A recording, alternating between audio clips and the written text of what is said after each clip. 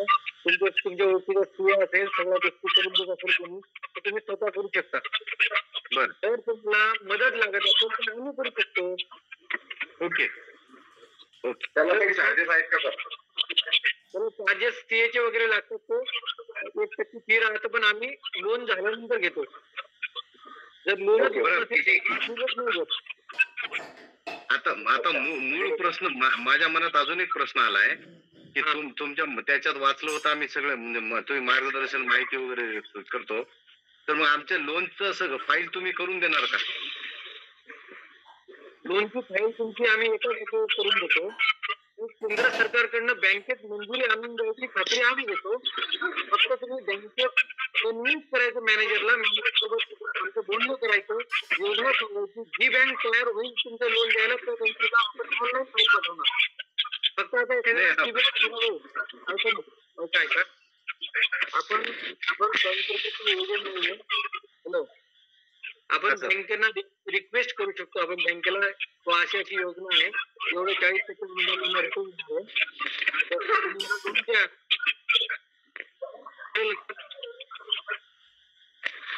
मला काय म्हणायचं, ऐका, मला काय म्हणायचंय की आपण बँकेचा विषय सोडून देऊ, त्यात महिंद्रा अँड महिंद्रा फायनान्स जे आहे ना, ते तिकडं माझं म्हणजे ऑलरेडी कार लोन चालू आहे, त्यांचा कॉपरेट होईल मला असा विश्वास आहे. आणि ते जर त्यांना म्हणायचं या एआयएफ मधून आम्हाला फक्त एलिजिबल करा. हे आमचं जे एआयएफचा अर्ज ऑनलाईन जे केंद्र सरकार सँक्शन करून बँकेला जे पाठवेल, त्याला मंजुरी देऊन त्याचे आमचं सँक्शन अपलोड करा. तर तुमच्या दोन मोबाईल जवळजवळ चालू आहेत, त्यांनी बंद करा एक मोबाईल. हॅलो, हॅलो सर, मला बोलू द्या. एकच प्रश्न 17 वेळेस करायले राजो. काय ऐकायले तुम्ही? काय मीटिंग करायले? काय ऐकायले तुम्ही सगळे जण? माणूस समोरचा माणूस एका प्रश्नाचं उत्तर 4-4 कसं देऊ शकणार आहे? नाही ऐका, आपल्याला समाधान. महत्वाचा प्रश्न आहे. सुदर्शनजी थोडं थांबा जरा. आता 2 तुमचं लक्ष. ऐका सुदर्शन, थांबा, तुम्ही त्यांना बोलू द्या. याच्यामध्ये काय असं बंधन नाहीये की त्यांनी परत विचारला नाही पाहिजे. विचारू द्या, विचारा तुम्ही. दत्ता सर, आपण तुम्ही सांगितल्याप्रमाणे आपण त्या महिंद्रा वाल्यांना एंटरटेन करूच नाही, आधी काही नाही बोलू, आधी प्रोसेस करूया सगळी, नंतर त्यांना मध्ये कर म्हणून. राईट. आणि मग त्यावेळेस नाही का त्यांना असा चान्स नसतो की तुमचा सिबिल खराब आहे किंवा आम्ही तुम्हाला देऊ शकत नाही, कारण त्यांनी सह्या वगैरे घेतल्या, फाईल तयार केली, मग 18% देऊ शकतो, तर मग 9% का नाही देऊ शकत? क्या बात. असं ते माझी ती स्ट्रॅटेजी ठरली आता की मी आता असं करणार आहे. तेव्हा मग तुम्ही लीड बँक मॅनेजर कडे जाऊ शकता की हे बघा साहेब, माझी फाईल यांनी तयार केली सगळी, आता फक्त डिस्बर्समेंट बाकी आहे, सँक्शन बाकी आहे, आणि मी जेव्हा केंद्र सरकारच्या स्कीम मधून कर म्हणतो, जे की ही बँक त्या स्कीम मध्ये ऍड आहे, जर या बँकेला ही जर योजना ही बँक करत नसेल तर मग ही बँक या केंद्र सरकारच्या योजनेसोबत भाग कशाला घेतला? म्हणजे केंद्र सरकार सोबत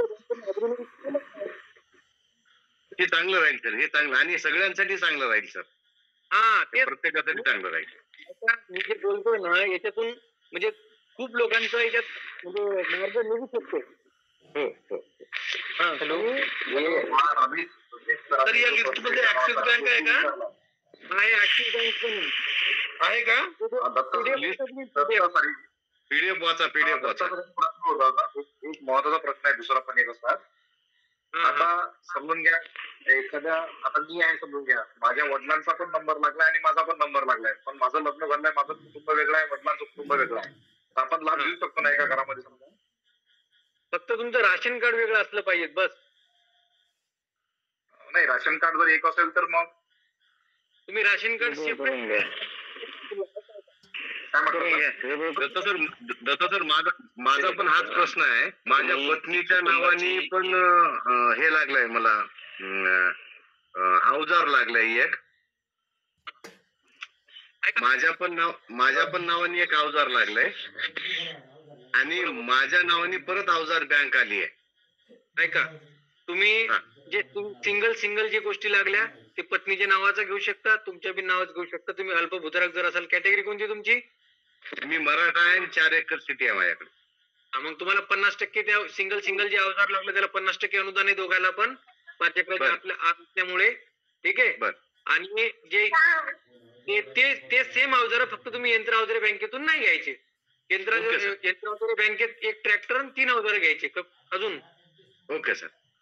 हा. Hello sir. फक्त आता माझा तो प्रश्न आहे, आता Thank you. माझा तो नंबर आहे आणि माझ्या वडिलांचा पण आहे. आता काय करावं लागेल ते आता नाव करून ठेवायचं त्या राशन कार्ड मधून. हे जे रेशन कार्डचा जो विषय आहे का नाही त्यात मी तुम्हाला ट्रिक सांगतो. ट्रिक अशी करायचं हा की हा आपल्याला रेशन कार्ड आताच्या आता तर ते हे होणार नाही, म्हणजे काय म्हणतात तुम्ही गेले आणि लगे उद्याच रेशन कार्ड बनलं. परंतु रेशन कार्ड मधून नाव कमी करण्यासाठी आपण सेतूवर अर्ज करतो आणि आपल्याला तहसीलदाराचं एक पत्र येते की तुमचं नाव या रेशन कार्डातून कमी झालेलं आहे. बरोबर. त्याला गोल करून नाव कमी केलेलं आहे असं लिहिलेलं असतं. ते नाव कमी केलेलं त्या रेशन कार्डाचं पान आणि जे तहसीलदाराचं जे पत्र आहे की यांचं वेगळं रेशन कार्डासाठी अर्ज केलेला आहे ते नाव याचं कमी करायचं. हे तुम्ही त्याच्यासोबत अपलोड करायचं. तुम्ही उद्या कधी अपलोड करायचं? ते जेव्हा म्हणतील की असं दोघांना लाभ देता येत नाही असं जेव्हा म्हणतील तेव्हा त्याला व्हॉट्सअपवर टाकायचं किंवा कागदपत्र अपलोड जर केले असतील तर त्याला सेंडबॅक लावायचं. या कारणासाठी जर पुरसंमती देत नसतील तर परत त्याला इतर कागदासोबत अटॅच करायचं. फक्त आपण फक्त सिद्ध करायचं, आपण एवढं सिद्ध करायचं फक्त की आमचं कुटुंब लग्न झालेलं असल्यामुळे आईचं वेगळं आहे, आई वडिलाचं वेगळं आहे, माझं परिस्थितीचं कुटुंब वेगळं आहे. फक्त आता हे अडचण कोणाची येणार की ज्याचं लग्न नाही झालं त्याचं वेगळं रेशन कार्ड बनणार नाही. नाही, कृषी साहेब कुटुंब एक मिनिट. कुटुंबाची व्याख्या अशी आहे. एक मिनिट. आपण जर कुटुंबाची व्याख्याच्या बाबत जर वाचलं, नवरा, बायको आणि अविवाहित अपत्य हे झालं कुटुंब. आणि जर विवाहित मुलं असेल तर ते वेगळं कुटुंब पकडलं जातं. त्यामुळे त्याच्यावर तुम्ही फार काही टेन्शन घेऊ नका. नवरा, बायको आणि अविवाहित मुलं, ओके, हे झालं कुटुंब. आणि बाकीचा कोणी दुसरा असू दे, आई असू दे किंवा वडील असू दे, कुटुंबाच्या बाहेर जातात नंतर. मग तर हाच मी कृषी सहायकांना सुद्धा दत्ताचा प्रश्न मांडला होता आणि कृषी साहेब बोलले की सर म्हणे लग्न झालेलं आहे ना, म्हणजे काही प्रॉब्लेम येणार नाही म्हणे. लग्न जर झालं नसतं तर प्रॉब्लेम असता. म्हणून हा एक कन्सेप्ट क्लिअर करणं आवश्यक होता मला. सर आता आपण हे कोटेशन आणि अपलोड. हॅलो सर, एक मिनिट. अपलोड करायलो. Hello sir. हॅलो. अपलोड करायला बँकेकडून कर्ज येईपर्यंत आपण मग हे वस्तू कशा घ्यायच्या? का तोपर्यंत थांबायचं का आपल्या जवळून पैसे टाकून घ्यायच्या त्या वस्तू? ऐका, तुम्ही जवळून जर पैसे टाकून घेतल्या त्याचं एकदा जीएसटी बिल फाटलं की नाही का बँक लोन करत नसतं. म्हणजे एकदा का तुमची पासिंग झाली सगळी येते की तुम्ही फक्त तोपर्यंत एखाद्या ऐका, तुम्ही जोपर्यंत बँकेचं लोन नाही होत तोपर्यंत खरेदी नाही करायची. जोपर्यंत बँकेचं लोन होत नाही तोपर्यंत खरेदी नाही करायची. आणि जर करायची असेल तर ती 9,99,999 पर्यंत करता येईल. 10 लाख झाली की त्याला लोनच करावं लागतं. 500 रुपये कमी करायचे 10 लाखापेक्षा लोन. जर तुम्हाला प्रोजेक्टच काय घ्यायचा असला, तुम्ही भलं 12, 15, 25 लाखाचे अवजार अपलोड केले पण घेताना नाही का 3 अवजार घ्यायचे आणि त्याची किंमत 10 लाखाला 500 रुपये कमी असली पाहिजे. तुम्हाला लोन करायची गरज नाही. नाही लोन करायचं सर, पण तोपर्यंत तुम्हाला लोन होईपर्यंत तुम्ही कोणतंच अवजार खरेदी नाही करायचं. इव्हन तुमचे पैसे जे आहेत तुमचे पण पैसे तुम्ही ऑनलाईन आरटीजीएस करायचे बँकेला. तुमच्या खात्यातून कॅश मध्ये काहीच व्यवहार नाही व्हायला पाहिजे. सर 10 लाखाच्या आत जर वस्तू खरेदीची रक्कम असेल, 10 लाखाच्या आत जर वस्तू खरेदीची जर रक्कम असेल, एक्झाम्पल 9 लाख रुपये, तर लोन घेणं बंधनकारक आहे का किंवा मिळतं का? मिळेल का नाही तो बँकेचा प्रश्न आहे, परंतु घेणं बंधनकारक आहे का? मिळतं तर 5 लाखापासून मिळतं 2 लाख, परंतु तुम्हाला बंधनकारक 10 लाख किंवा त्यापेक्षा शिल्लक रकमेसाठी केलेले बंधन जे केलं ना, म्हणजे कंपल्सरी की लोन कराच बा. हॅलो. हा सर, आउट ऑफ 10 बंधन जे आहे 10 लाखाच्या वरती. Okay, thank you. त्याच्या आत जर केलं तर नाहीये. अवजार किती महाग ते अपलोड करा आणि घेताना कमी मध्ये घ्या. आणि ते तुम्हाला एक दुसरी ट्रिक सांगतो. तुम्ही काय करायचं, तुम्ही एक ट्रॅक्टर घेतलं 8 लाखाचं, एक रोटावेटर घेतलं, मळणी यंत्र, पेरणी यंत्र असं काहीतरी घेतलं समजा, आणि ते तुमचे 11 लाखाचे वागले, 12 लाखाचे वागले. तुम्ही डीलरला काय म्हणता अवजारवाल्या, किंवा तुला जे वरचं जे कॅश पेमेंट जे आहे ते मी देतो तुला, तू माझ्या म्हणजे जे मॅक्झिमम डिस्काउंट लावून जी रक्कम लावू शकतो ती लाव ना माझ्या बिलाला. ते 10 लाखाच्या आत कसं बसेल माझे 3 अवजार ते बघ तू, असं म्हणू शकता तुम्ही डीलरला. येस येस, प्रोफेशनल पर्सनली बोलता येईल ते, बरोबर.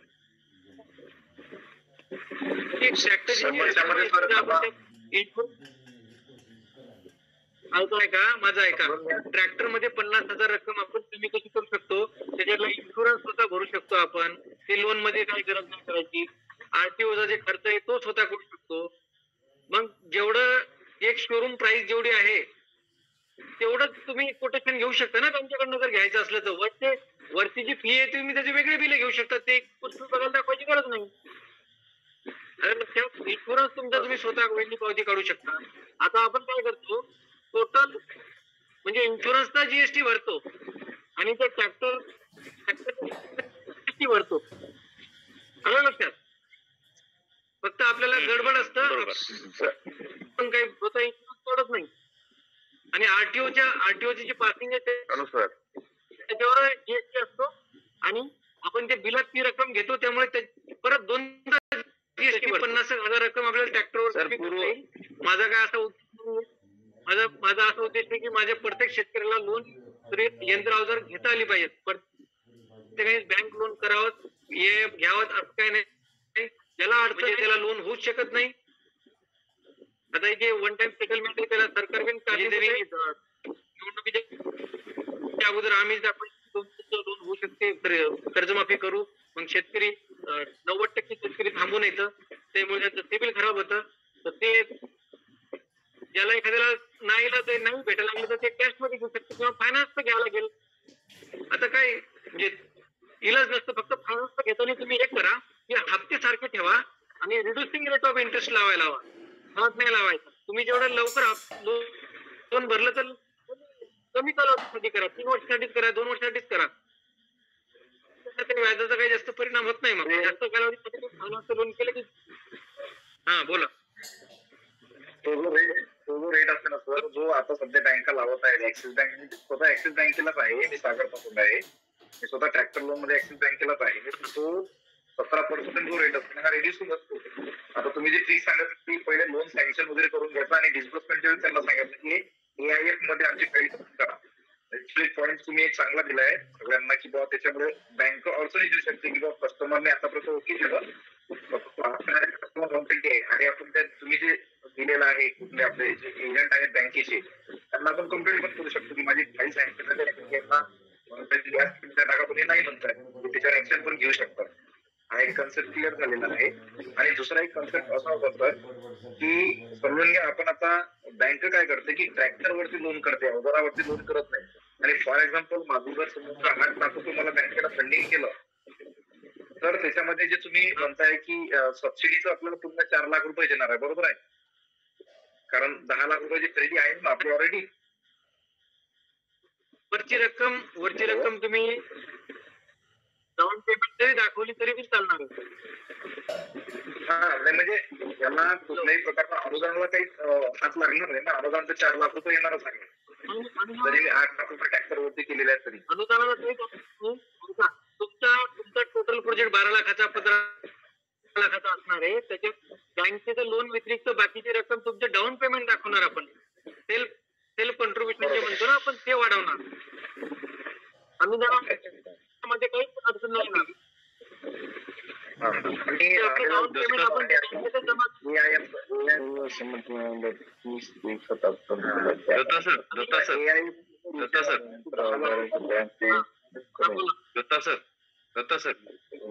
बोला.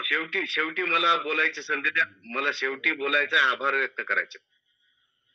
बरोबर.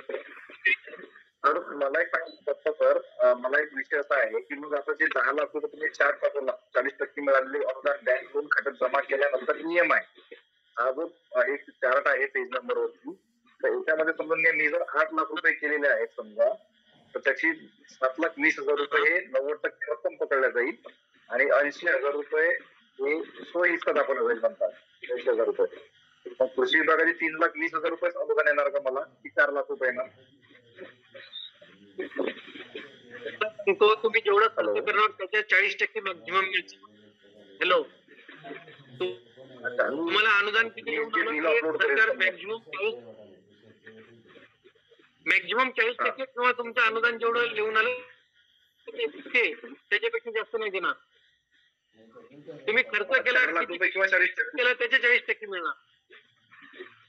हा, केला तरी 40%. 4 लाख म्हणजे मी जर 10 लाख तुम्ही खर्च केला त्याचे हॅलो. आणि दत्ता सर समजा 8 लाख खर्च झाला तर 8 चौक 32 म्हणजे 3.20 ना. ओके. हॅलो. अच्छा, काय करा माहिती फायनान्स वरती काही सर हे हॅलो दत्ता सर, नाशिकहून बोलतोय. मला अवजार बँक मंजूर झाले 20 लाख रुपये.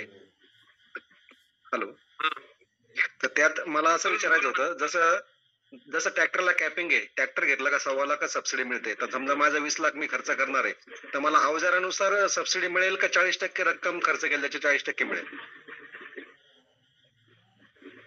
40% हॅलो, तेवढंच मिळणार. आवाज ब्रेक होतोय सर, कळलं नाही काय बोलले तुम्ही. एका अवजारावर त्या अवजाराला किती आमदार 40% तेवढं मिळणार. ओके, नाही पण मग ट्रॅक्टर माझा 8 लाखात तर 1.25 लाख रुपये महाराष्ट्र शासनाची कॅपिंग आहे, तर तेवढं 1.25 लाखच मिळेल 8 लाखात ट्रॅक्टर घेतला तरी. तुम्ही उशिरा जॉईन झाले वाटते. येस थोडस उशिरा जॉईन झालो मी. हो, नाही वैयक्तिक नाही, माझी आणि यंत्र वगैरे बँकेतून अवजार बँक आहे, ट्रॅक्टर पण अवजार बँकेतच लागले आहेत. माझं बोलणं होईल. अवजार बँकेअंतर्गत तुम्हाला 40% सबसिडी मिळणार आहे. अधिकतम मर्यादाच्या वर जर गेलं तर जी तुम्हाला डॅशबोर्ड वरती जी सबसिडी दाखवली आहे त्याप्रमाणे मिळेल. ओके, हे कळलं मला. पण मग काय झालं, मी कृषी सहाय्यकाने मला असं सांगितलं, समजा तुम्ही ट्रॅक्टर 10 लाखाचा जरी घेतला तर 1.25 लाख रुपये त्याच्यात तुम्हाला मिळेल, मग बाकीची जी रक्कम आहे ती कशी 40% कशी ऍडजस्ट होणार? नाही तसं नाही. ते जर ही अवजार बँक आहे, तुमचं ट्रॅक्टर आणि त्याच्यासोबत कमीत कमी 3 यंत्र अवजार, असं एकूण तुम्हाला कमीत कमी 3 आणि जास्तीत जास्त 5 तुम्हाला घेता येईल. त्याची रक्कम किती जाते हा मॅटर अजिबात इथे करत नाही. तुमच्या ज्या डॅशबोर्ड वरती तुम्हाला जी 40% सबसिडी दाखवली आहे, जर ती तुमच्या डॅशबोर्डला जर तुम्हाला जर ती रक्कम 4 लाख 6 लाख जर दाखवत असेल, मला 8 लाख दाखवली समजा. हा, सबसिडी 8 लाख दाखवतेत ना. हो, 20 लाखाला 8 लाख तुम्हाला ती म्हणजे तुम्हाला बेचोक 8 बरोबर आहे. म्हणजे तुम्हाला 40% सबसिडी दाखवली आहे, म्हणजे तुम्हाला 20 लाख रुपयाची यंत्रसामुग्री खरेदी करून ते बिल अपलोड करायचे आहेत एका वाक्यात, तरच तुम्हाला. मला इथे शंका एवढीच आहे, 15 चौक 60. 10 लाखाचा ट्रॅक्टर घेतला, 10 लाखाचे अवजार घेतले मी समजा 3, तर मग त्यांनी काय सांगितलं, 10 लाखाचा ट्रॅक्टर घेतला तरी तुम्हाला त्या 10 लाखावरती 1.25 लाखच सबसिडी मिळेल, बाकीच्या अवजारामध्ये घ्यावं लागेल उरलेलं रक्कम. नाही तसं नाही, तसं नाही. त्यांना माहित नाही, त्यांनी चुकी सांगितलंय. त्यांनी त्यांच्या मनाचा अभ्यास सांगितला, जुना जो होता तो त्यांना नवीन गाईड. त्यामुळे काय झालं, मी एकदम डिमोरलाइज झालो. म्हटलं आता एवढी रक्कम आणायची कशी ऍडजस्ट होणार? ठीक आहे, त्यांना माहित नाही. ऐका ना, माझा जो उद्देश आहे, माझा जो उद्देश हॅलो, माझा जो उद्देश आहे मीटिंग घ्यायचा, ते तो उद्देश हाच आहे की जे कन्फ्युजन आहे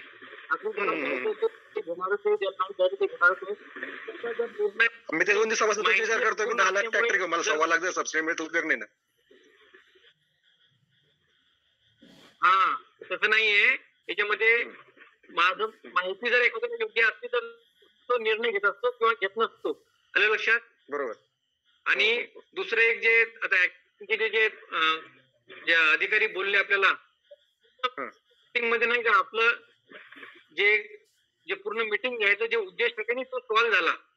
जर त्यांनी बँकेतल्या माणसाने म्हणजे आपण जे ट्रिक सांगितलं सांगितली ती बँकेतल्या माणसांनी जर समजा मान्य केली की असं असं जर केलं, उद्या जर त्याचं लीड बँक मॅनेजरकडे तक्रार केली, तुमचं लोन फायनल स्टेजला आहे, जर एआयएफचं जर सँक्शन करत नसेल तर त्या तिथचा मॅनेजर जे आहे का नाही ते गोष्ट देऊ शकतो, माहिती आहे का ते त्याची तुम्ही 100% न्यूजपेपरला बातमी लावू शकता की अशी बँक फक्त म्हणजे बरोबर. एवढी एवढी बातमी लावते होते तुम्ही मधून बातमी द्या, आपण एखाद्या बँकेची बातमी लावू. पुढचं म्हणजे आता procedure माझं फायनल असलेलं म्हणजे मी 20 लाखाची यंत्रसामुग्री घेतली तर मला 8 लाख रुपये मिळणार. मग ती असं काही कॅपिंग नाहीये कुठल्या वस्तूला किती गेले पाहिजे? तसं नाहीये. सर सर सर एका अवजारात तोच 4 वेळा त्याच्यावरच आपण डिस्कस केलंय. एक थंब रूल ध्यानात घ्या, तुम्हाला 40% सबसिडी आहे. ओके, तुम्हाला ट्रॅक्टर सोबत 3 किंवा 5 वस्तू घ्यायच्या आहे. कळालं. तुम्ही 20 लाखाच्या वर जर तुम्ही खरेदी करत असाल तर तुम्हाला 20 चोक वरचे 8 पैसे भरायचे. म्हणजे 8च लाख हा. रुपये सबसिडी मिळेल. Okay okay okay. ओके. आणि Yes. दुसरं एक प्रत्येक अवजाराला ऐका तुम्हाला म्हणजे तुम्ही 20 लाखाचं केलं म्हणजे फिक्स 8च लाख मिळतील असं नाहीये. हा. तुम्ही जे अवजारं घेतले, हा. जेवढे एचपीचे घेतले, जेवढ्या हा. लांबी फुटाचे घेतले समजा रोटावेटरच्या बाबतीत किंवा नांगर कोणत्या प्रकारचा घेतला त्याला हा. 40% तेव्हा टेबल मध्ये जेवढं अनुदान आहे का नाही हा. तेवढं अनुदान म्हणजे तुम्ही बेरीज मारायची मला अनुदान एवढं मिळणार आहे. फक्त मॅक्झिमम बरोबर. 8 मिळणार आहे. 8 पेक्षा 1 रुपया शिल्लक नाही मिळणार. हा, हा. 8 पेक्षा ओके. कमी मिळू शकतं कारण त्या हा. तुम्ही जे अवजारं घेतली त्या अवजाराला एका अवजाराला ते एचपी नुसार ट्रॅक्टरच्या 40% नुसार किती अनुदान आहे हा. ते अनुदान म्हणजे आपल्याला ऍक्च्युअल मिळणारं अनुदान असं बस, समजायचं आपण. मग ट्रॅक्टर मध्ये कन्फ्युजन माझं. त्यांचा ट्रॅक्टरची किंमत 10 लाख रुपये आहे. हॅलो, असू द्या, तुम्ही 9 लाखात घ्या ना. 9 लाखाला 3,60,000 रुपये अनुदान आहे ना. Okay okay. नाही ते 1.25 लाख म्हटले मला, त्याच्यामुळे गडबड झाली. महाग घ्यायला लागले. हॅलो. ऐका 41 ते 50 एचपी ला 9 लाख 3,60,000 आहे म्हणजे त्याची 9 लाख किंमत धरली सरकारने. जे 4 व्हील ड्राईव्ह आहे ते अजून महाग, त्याला अनुदान जास्त आहे. ठीक आहे, ओके. पण आपण आपल्या मनाने जरी महाग घेतलं तरी ते तिथे जे टेबल मध्ये जेवढं अनुदान आहे त्या प्रकारच्या एचपीच्या ट्रॅक्टरला 4 व्हील ड्राईव्हला त्याच्यापेक्षा 1 रुपया शिल्लक मिळणार नाही आणि अधिकारी कुणी देऊ शकत पण नाही. बरोबर. नेक्स्ट प्रश्न. सर हे अनुदानाचं टेबल सर दत्ता सर हे अनुदानाचं टेबल आम्हाला पाठवलं तर खूप उपकार होतील सर. PDF आहे हो सर. इकडे बघा झाली तुमची जी निवड झाली तुमची त्याच्यामध्ये आपण तुम्हाला पीडीएफ पहिलाच टाकलेला आहे. पहिल्या पीडीएफ मध्ये आहे का ते सगळं? आता मागून पहिल्या नंबरवरून जे पीडीएफ पाठवले होते मी तुम्हाला. हा हॅलो, हो सर ऐकतोय. आता स्क्रीन शेअर करतो माझी. बर का स्क्रीन माझी शेअर करतो मी आणि हा पीडीएफ मी माझ्या सगळ्याला टाकलेला आहे बघा. हॅलो सर, ठाण्यामधून बोलतोय. हा, 1 मिनिट. तुमचा प्रश्न मागे ठेवा थोडासा, एकदा यांना सॉल्व्ह होते. हॅलो हा, हॅलो. थांबा थोडं. दिसत आहे की इकडे कोणाला? नाही दिसत. दिसायली स्क्रीन. हा सर आता दिसायली सर. दिसागली. हो हे बघा, हे केंद्र सरकारच्या गाईडलाईन्स आहेत. हे आजच्या पीडीएफ मध्ये खाली आहेत की जे 5 मे 2025 म्हणजे हो आहे सर. हा, आता बघा याच्यामध्ये खाली यायचं. मी आज जे तुम्हाला पीडीएफ टाकले हो सर. खाली आहे आणि बघा हे जे कस्टम हायरिंग सेंटर मध्ये काय काय बघा येईल. आता हे 4.2 मुद्दा establishment of custom hiring centre बघा इथे ऍट द रेट ऑफ 40%. हा सर.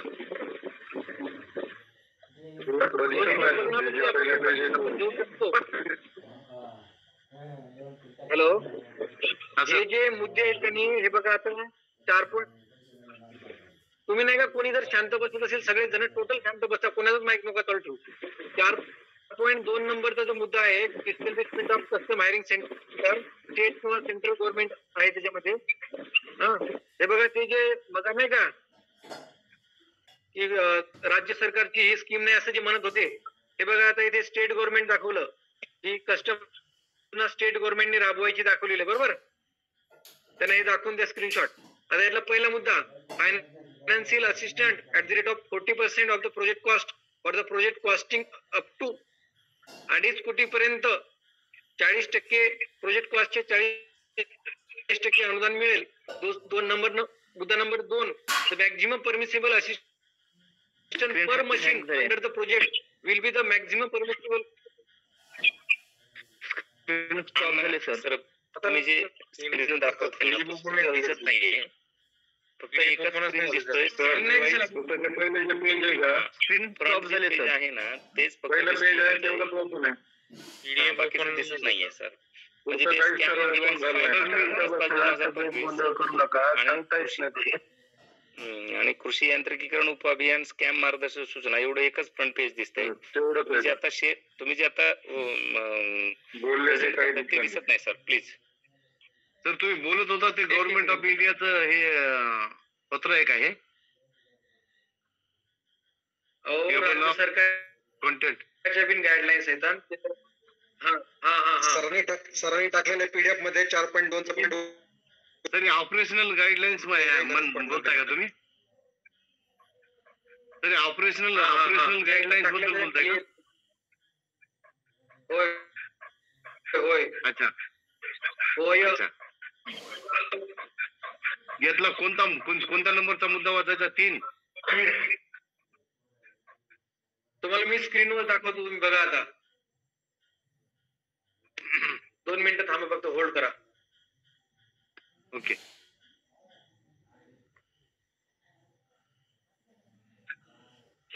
मी पीडीएफ वर आहे, तुम्ही सांगितलं तर पीडीएफ वर जातो माझ्या मी बरोबर. नाही, तुम्हाला मी दाखवतो इथे. 2 मिनिटं थांबा फक्त. ओके. ते स्क्रीनवर दाखवायला बराच वेळ जातो, म्हणून मग आपण ती स्क्रीन टाळली होती. पण आखरी आता तुमच्यासाठी मी स्क्रीन परत दाखवतो. हो नाही, तुम्ही आधीच आम्हाला म्हणलं होता स्क्रीन दाखवणार आहे.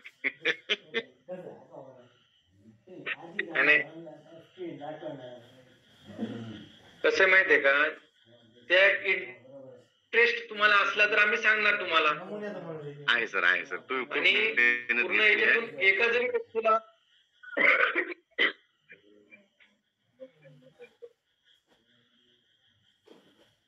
मला शेवटी आभार प्रदर्शन करू द्या आपण.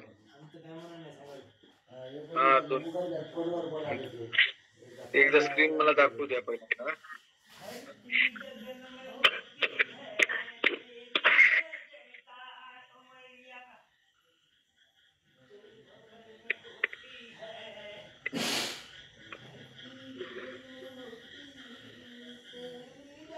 कान भाई वीडियो बंद करो.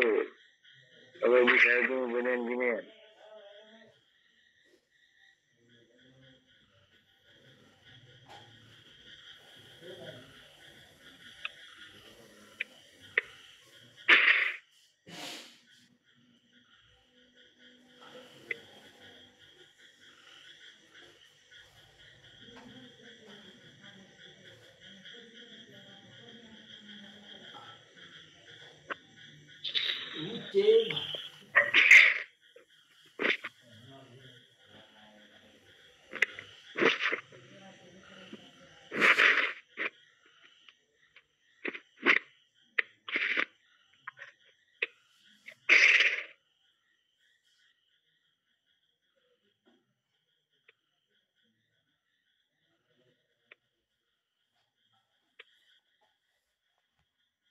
नाही संपली वाटेल मीटिंग.